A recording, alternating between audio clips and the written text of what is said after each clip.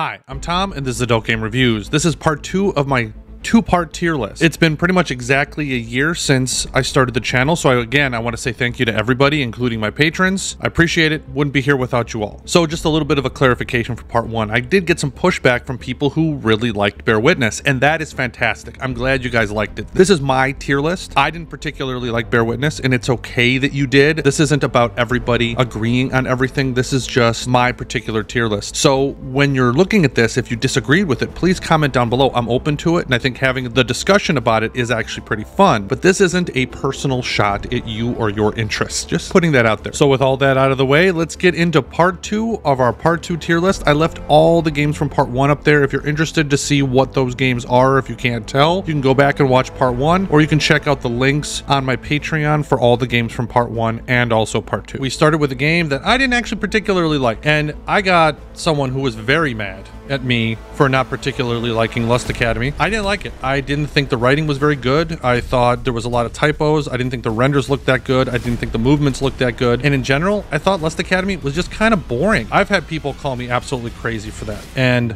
if you really liked Lust Academy, awesome. I didn't. C tier. It's pretty far down there. I'm 31 years old. Lust Theory Season 1. I, again, didn't like this. I thought the idea of the Groundhog Day mechanic was so cool, but the game just felt empty. It felt pretty boring. You had to really know the steps you had to take to actually unlock the next path, which made it weirdly grindy. So I felt like if you have this Groundhog Day mechanic, you should have more control over what actually happens, and you didn't. The game looked good, but yeah, Lust Theory is right over there with Lust Academy, where I just didn't enjoy my time with it, and I was super disappointed. 32. All right, now we got Myst, and Myst I actually really liked. There was a couple of things where the renders could look a bit weird, like between the characters, like it wasn't particularly consistent. The game was a little bit grindy in this horror mechanic, but I actually liked it because it was very unique. It was different in how that worked. So I actually am going to give Myst an A tier. I'm trying to think if I liked it. Probably bottom of A or middle A. A lot of these in the A tier are like solid A's for me. But yeah, I do think Myst is up there. I thoroughly enjoyed my time. 33.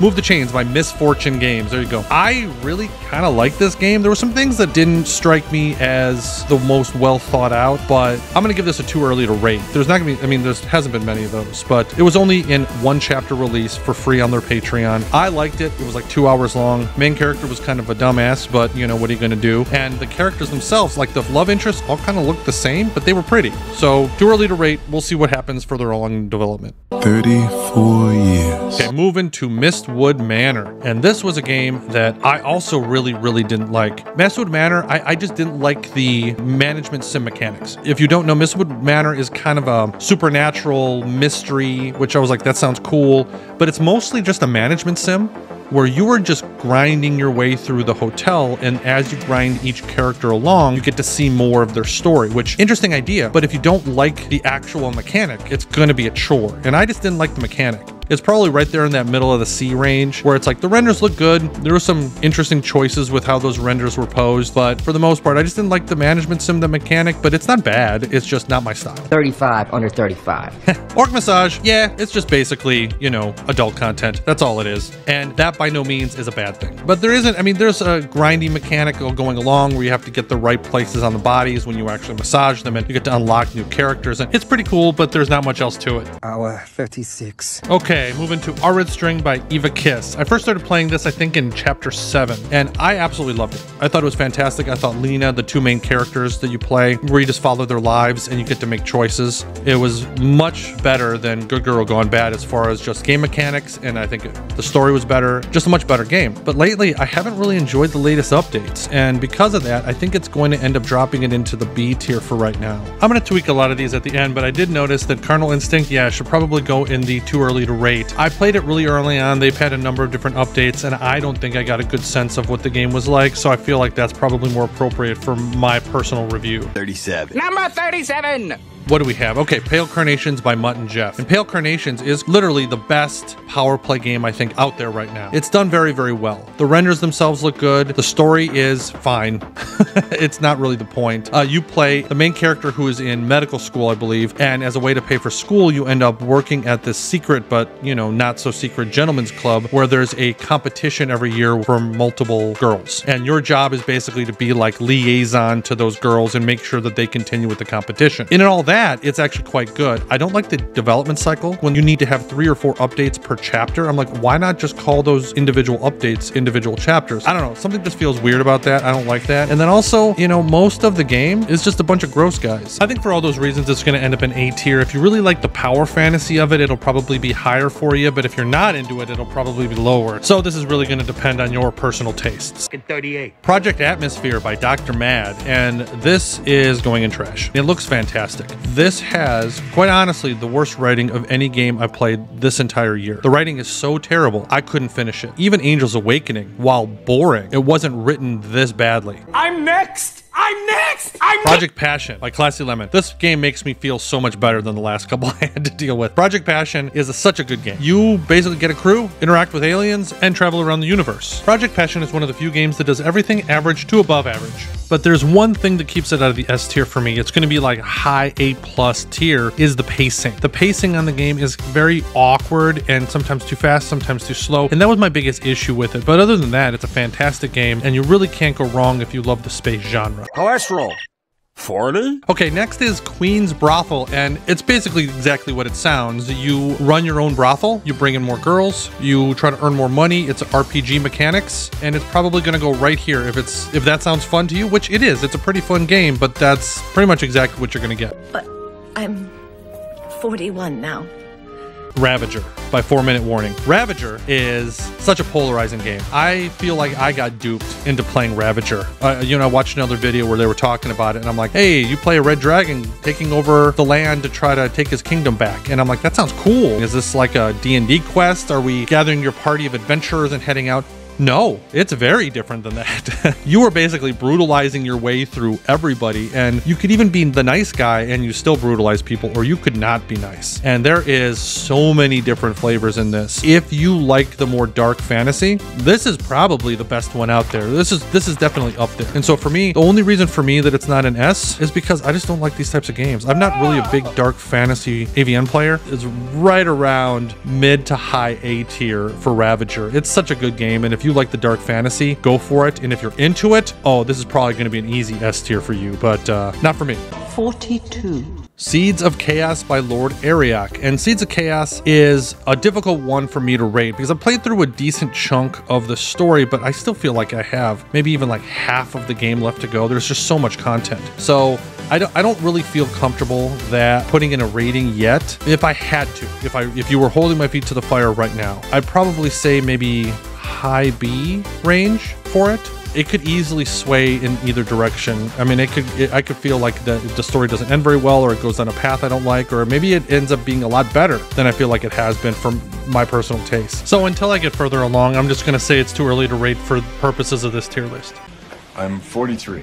Okay, so Shale Hill Secrets. I love Shale Hill Secrets by Lovejoint, but I recognize that this game has problems. It can be kind of boring. It can drag, especially those first 4 chapters. And while I like the detective angle, it does feel like the pacing is a little on the slow end, even though I love the renders and the character models, and it's just this cutesy kind of look. And so while I love the story and I love the renders, I just wish the pacing was a bit faster. So I'm going to have to put it in B, just because I think a lot of people are going to be turned off with how slow this game can be. 44.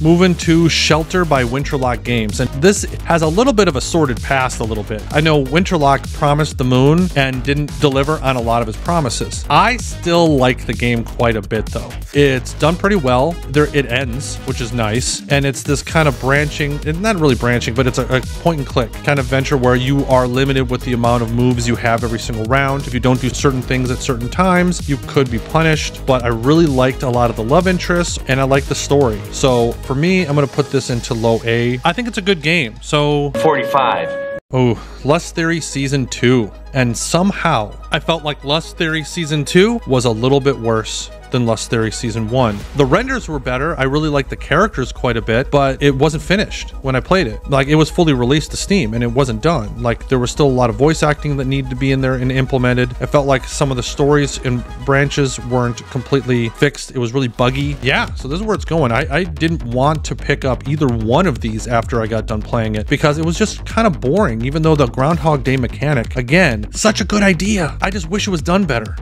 Where's 46? Okay, moving to Suburbs by FOW Interactive, and this one I actually don't know how to rate. This is a very difficult one because it does almost everything really well. So, I mean, I feel like that probably makes it go into A, but the main issue that I have is that the dialogue is so cringy. The main character itself, literally wearing underwear for your head. Yeah, I mean, it's kind of chuckle-worthy a little bit when you first start playing it, but after a while, you're just like, man, this is just kind of weird and creepy. But the combat, the top-down action combat when you're in your spaceship is super fun. The turn-based combat is fine. Running around your ship and talking to all the girls because they look unique and all look pretty good. And there's a photography studio and there's a way to unlock more scenes with all the girls. Like it's all cool. Like that's all really neat. I don't like the main character and I don't like the writing. So I think right now it's probably going to be in low A or high B for how it's done. I feel like it does so many other things well. I feel like it has to go in A. We'll just keep it in A. 47.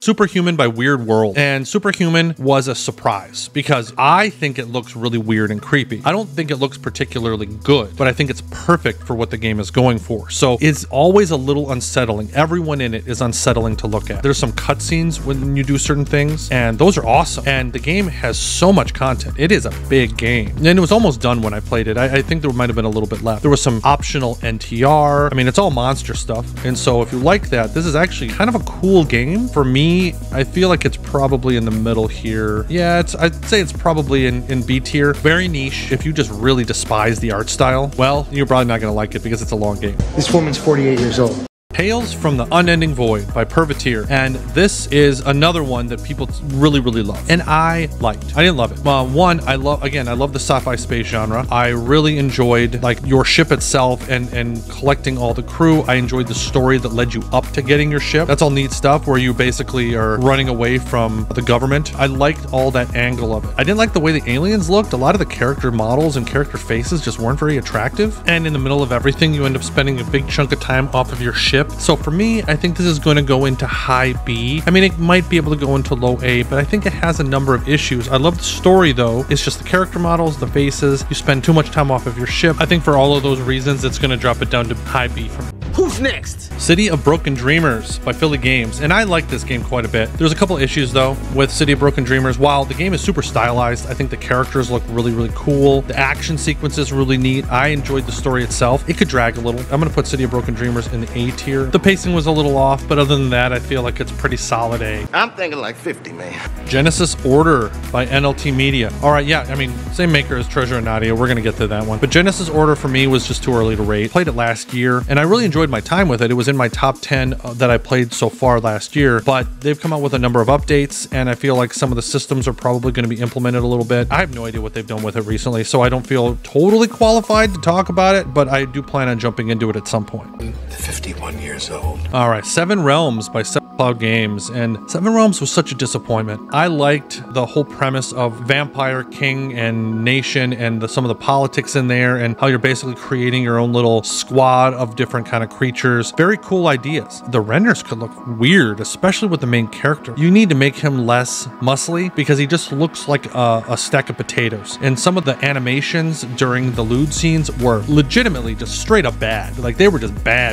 I showed some of those scenes on my Patreon, but I don't know if the Realm 2 is any better. I think it's 7 Realm Pythonium. Still feel like it has potential and they can improve, but if Realm 2 is as rushed as Realm 1 felt, then this is going to be solid B tier, possibly C tier. Yeah, you know what? It's going to go in C tier. 52 messages.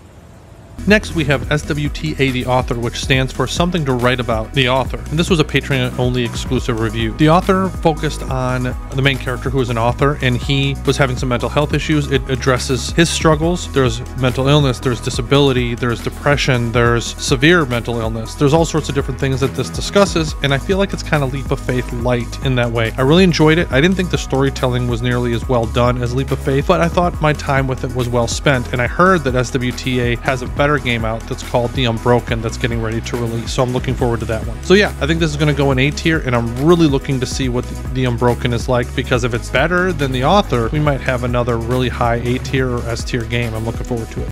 53? Welcome to my #1 downvoted game on YouTube. Congratulations to Be a King by IT Roy. To Be a King, I actually really liked. I like this game quite a bit, but it's not good. I mean, meaning it is very basic. You're a soldier in, I think, the Roman army or something equivalent, and you are a liege or the protector of the king, and you basically go around the castle making it with a lot of the princesses, and everyone else wants to get with you because it's going to give them status and so on and so forth. And there's some political intrigue. To be a king for me is probably right around the halfway house range, where I liked it. A lot of people didn't, and this is the perfect example of a game that I enjoyed, that I recognize isn't the greatest, but I still had fun with it because I like the topic. So, you know, do what you want with that information.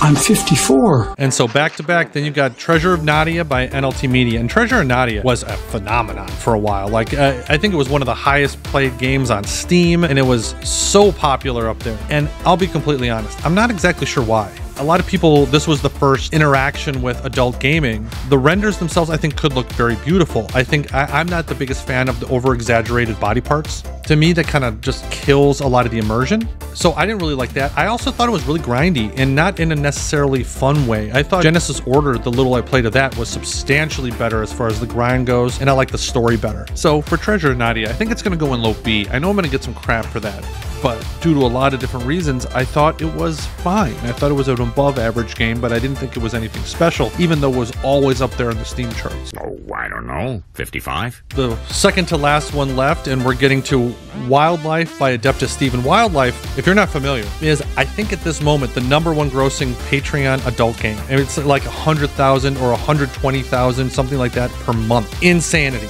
It's going to take that much money to actually finish this game, though, because it's a fully open world game with like some RPG and action combat mechanics. I played a little bit of it, and because I played a little bit of it, I liked what I got. It just obviously wasn't done yet. There was still kind of glitchy in some places, and you could just tell that it was still in development and it's just not done. So for me, it's definitely going to go into the too early to rate, and I think it is too early to rate. I hope it finishes one day because I think it's an incredible endeavor of what they're trying to do, but yeah, it has a ways to go. Final lap, Verb. Okay, so moving on to my last one, What a Legend by Magic Nuts. And I'll be honest, looking at this entire list, I didn't expect so many to be in the A tier. I mean, there's a lot better games out here than I actually really expected. I mean, most of the games are not in the A tier or the S tier. But What a Legend is in particular one of my favorites. I really liked it. It's kind of a point and click adventure, but you don't really make specific choices. A lot of stuff will happen anyway. The main character is kind of a lovable idiot. I mean, I like the main character. He's kind of dumb, but very well intentioned. And I think he's pretty funny and in a very endearing way, very teenage boy kind of way, which I liked. The renders and I think the art style is fantastic. I do love the story and some of the achievements that you get. My biggest issue is that the development cycle is slow, and I have debated whether I put it in A or B tier, but I think it's a high B. It's a fantastic game, and we'll see if that jumps up